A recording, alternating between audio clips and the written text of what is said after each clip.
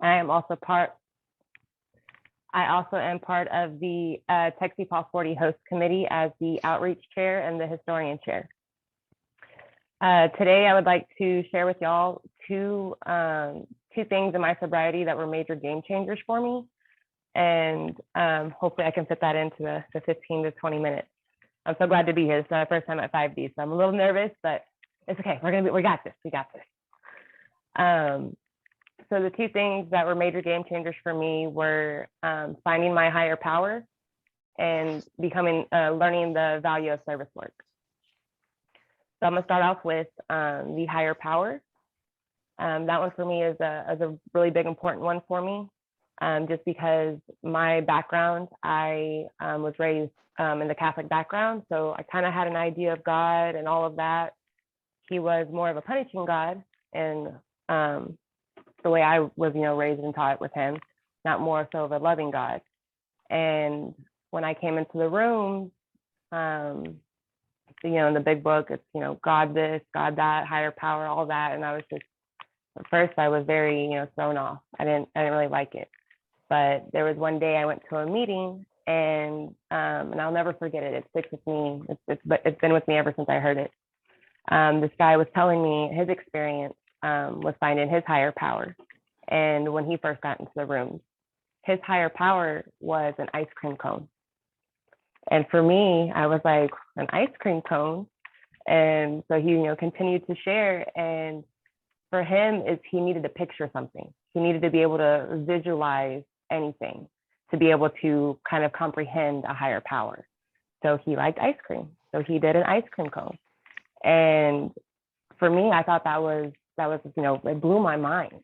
I was like, because I do struggle with the thought of having a higher power that I can't see, that I can't touch, so whenever I heard that, I was like, okay, my higher power can be, anything, it's from what your understanding is. There's no right or wrong for what your higher power is going to be. And so I decided at the beginning, after I heard that, is that I had used the fellowship in the rooms just to kind of have somewhat of a physical thing, a little bit of what my higher power would be. And as I continued on in my sobriety journey, I transitioned it to become my grandmother. So whenever I'm praying, whenever I'm talking to my higher power, I'm talking to my grandmother. She's been passed away now for about 6 years.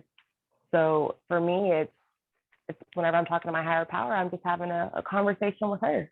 I tell her about all the bad things that are happening and all the good things that are happening. There's even times where I even will go still, because I'm close to where she's buried, I'll stop at her grave and I'll sit there and I'll pray and I'll talk to her and tell her about the good things or what I'm struggling with or what I'm happy about, and for me, it gives me something to be able to visualize. And then there are times where I can't make it to her gravesite, or sometimes I feel like maybe I shouldn't tell her this just because it might be a little bit more inappropriate to tell your grandmother. So then sometimes it's hard for me to visualize my higher power. And then I remember, again, the ice cream cone. And so I'm like, okay, I can visualize anything as my higher power in this moment. I can even have it be a lighter just to picture something.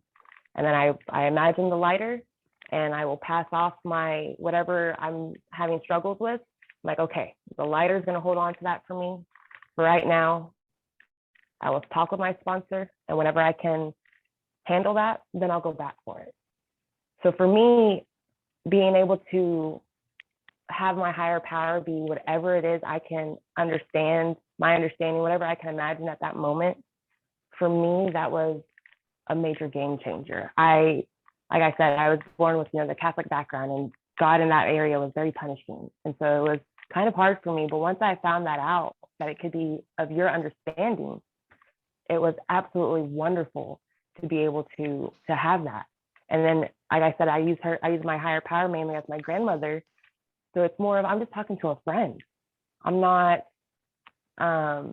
it's nothing crazy. It's unconditional love that I'm getting from my grandmother. No matter, when she was alive, I had that unconditional love. And even after her, her passing away, I still have that unconditional love. And that's what the higher power is.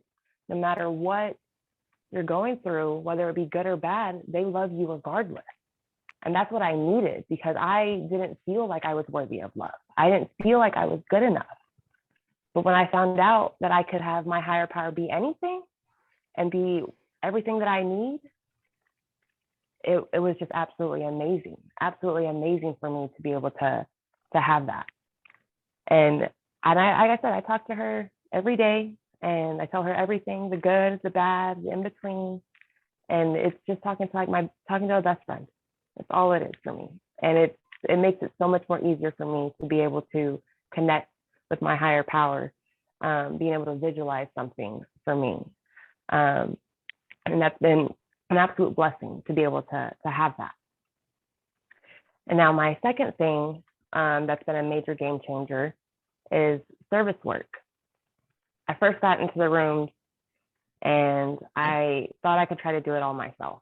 You know, I didn't want to listen to anybody. I thought I was smart and I could just read the book and do it all on my own. And so that's what I did. And for about a year and a half, almost 2 years, I was in and out of the room, constantly relapsing, constantly, trying to go to a meeting, picking up a new desired trip and all of that. And it just wasn't working. And so finally, I decided I was going to go ahead and try what everybody was suggesting, and, getting the sponsor and working the steps and doing all of that. But then I needed something else though. I needed something to fill my time. What was I going to do now? I just go home, go to work, and take care of my daughter. And in between that time, while I was out there using and drinking, I was doing all that stuff in between. But now it's like, I'm not doing that. What else do I do with myself? So I slowly started venturing out a little bit, kind of making friends with people in the AA community in the rooms. And they led me to a YPAW group out in Dallas. It's called Whiskey and Milk. If you're ever over here, you definitely should check it out.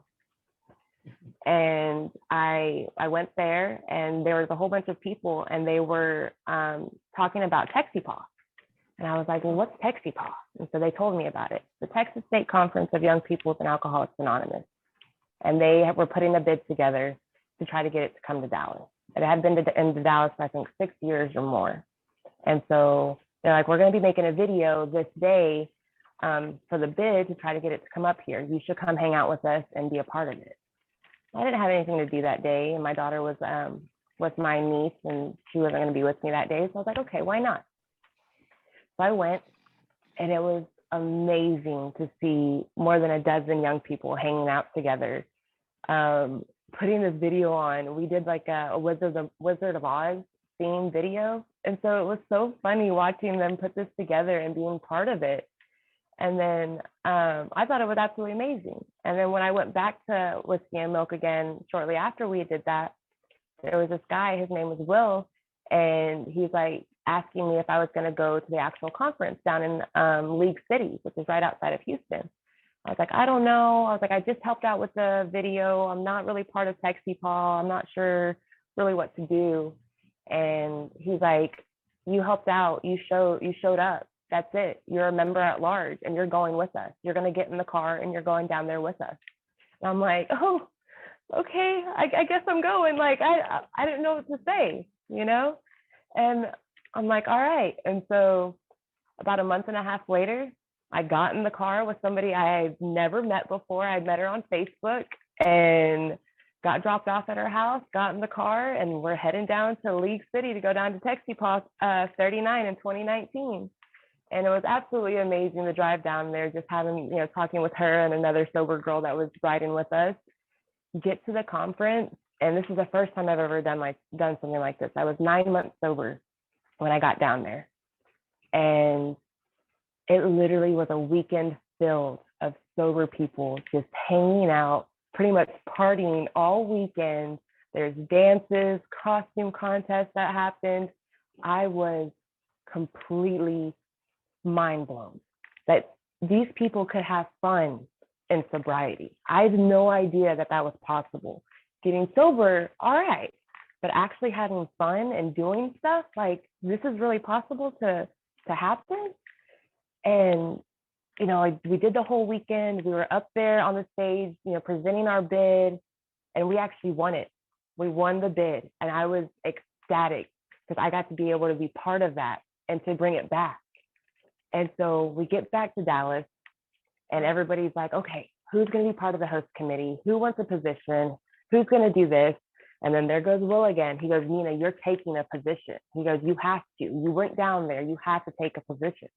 I was like, okay, I'll take a position, maybe a small one, because I'm not sure what I'm doing, but I'll do it. So I took up the historian chair position, which, you know, is just the history of TXSCYPAA, and it's going to have all like the flyers and all that stuff. And so I've learned a lot. It's absolutely amazing. And as time went on, you know, we're putting events together. We're meeting once a month, you know, getting together once a month, have fellowship events. And it's given me things to do. Like, I didn't realize how much it takes to put on a conference. And this has filled up my time so much. I guess it's absolutely amazing. And it's always fun. Like, it's always fun. I always thought, you know, thinking about it, it might be boring. It's going to be like almost like work, a second job, but it's not.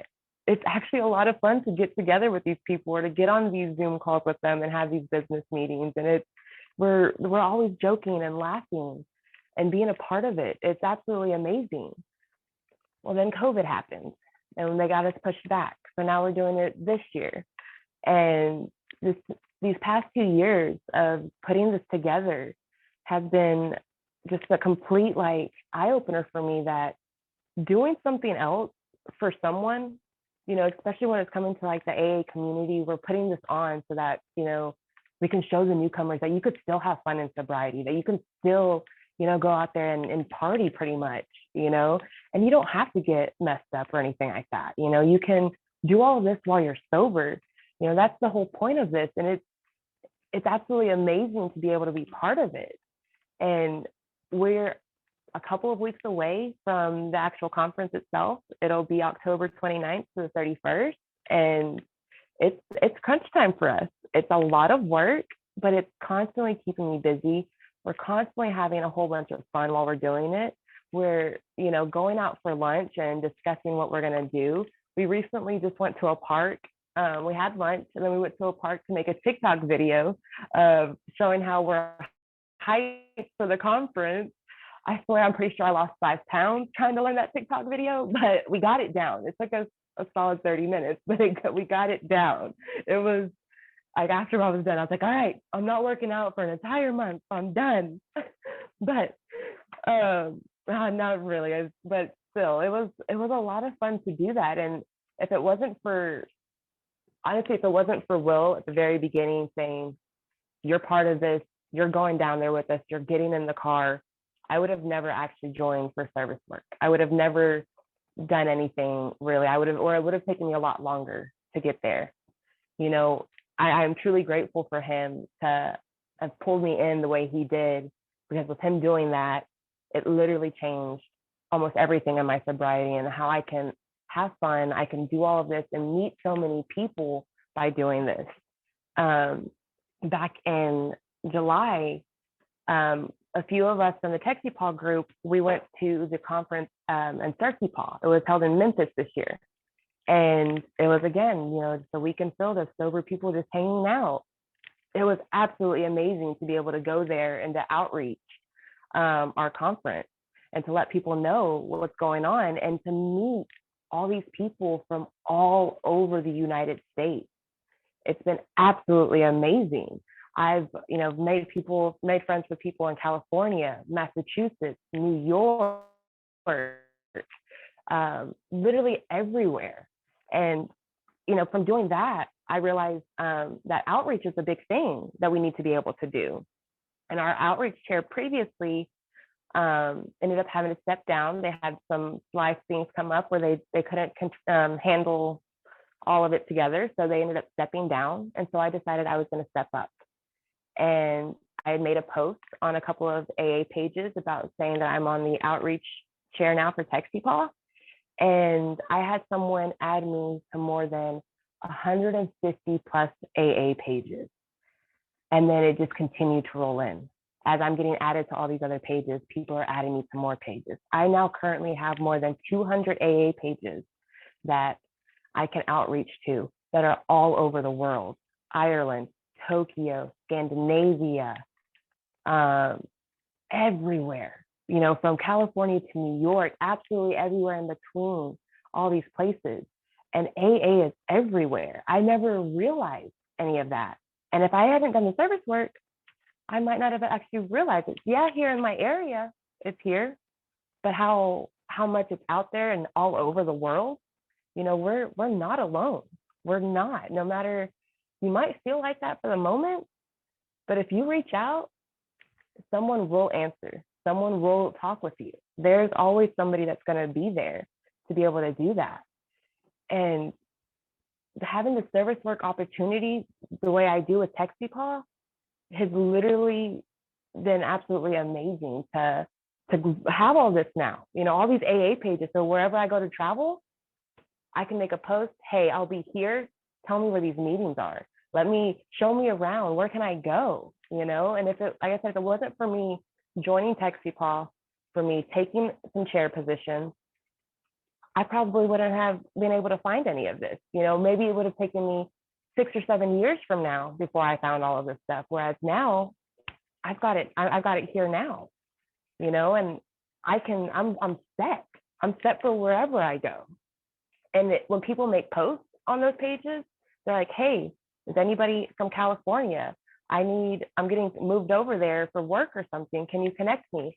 I'll make a little comment and say, add me as a friend and I will get you connected. And then I'm blowing them up and adding them to like 20 plus pages into that whole area. And it's so fun because then they'll send me a private message saying, my notifications won't stop.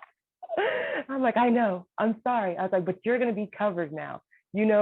There's all these places with thousands of people in each of these groups. You can make posts, you can find out where those meetings are, and you can stay sober no matter where you're at. It's just a complete, absolutely amazing to do. And then as minus this TXSCYPAA, I've also started chairing meetings at my home group. I don't know why for me it was a little nerve-wracking to chair meetings at my home group. I've been there for 4 years, took a little while and then got a little more than 2.5 years now. But I started chairing this last year there, and it's so funny. Like the beginning, I would mess up on like how like reading the steps or passing out the chips, and they're like, "It's okay, Nina, you got this. Just keep going."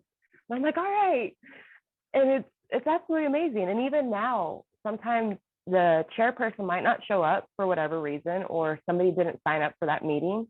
And I'm like, I got it. I got this. I'm going to do it. I'm going to do it.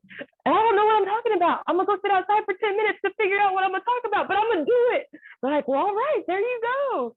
It's so much fun to be able to do that. And it's always great, even when I do those, when I got 10 minutes to prepare and I come with the topic and I'm like, they're not going to get anything out of this. It's going to be a quiet meeting.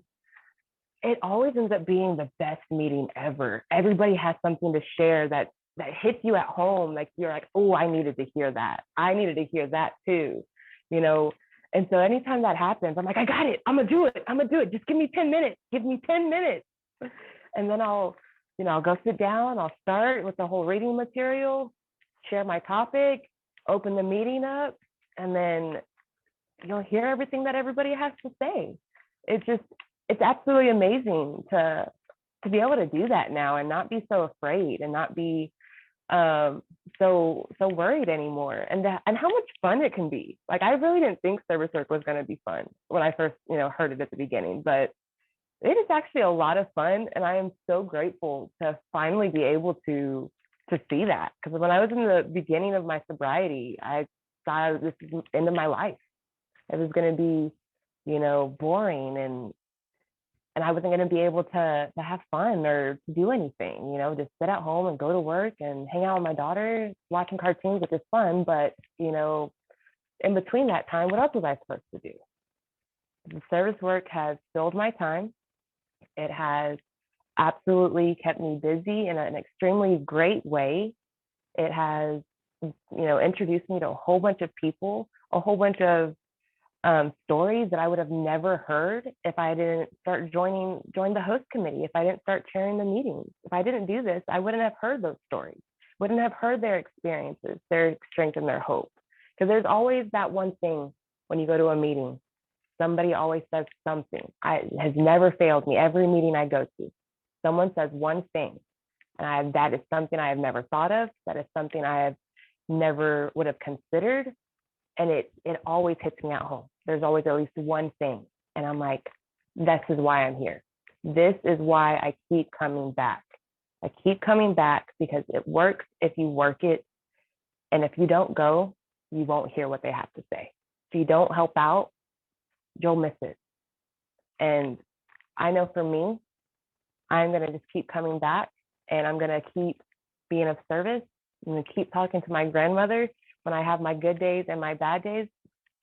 And I'm just going to keep rolling with it one day at a time. So sometimes one moment at a time, if it's a bad day for me sometimes. Does happen far few in between those one moments at a time. Occasionally they do though, but it's okay. So we take it one day, one moment at a time. But I think that's about 15 minutes. I hope. I don't know. Do I need to continue? You're good. Are you done? Yes. That's pretty much all I've got.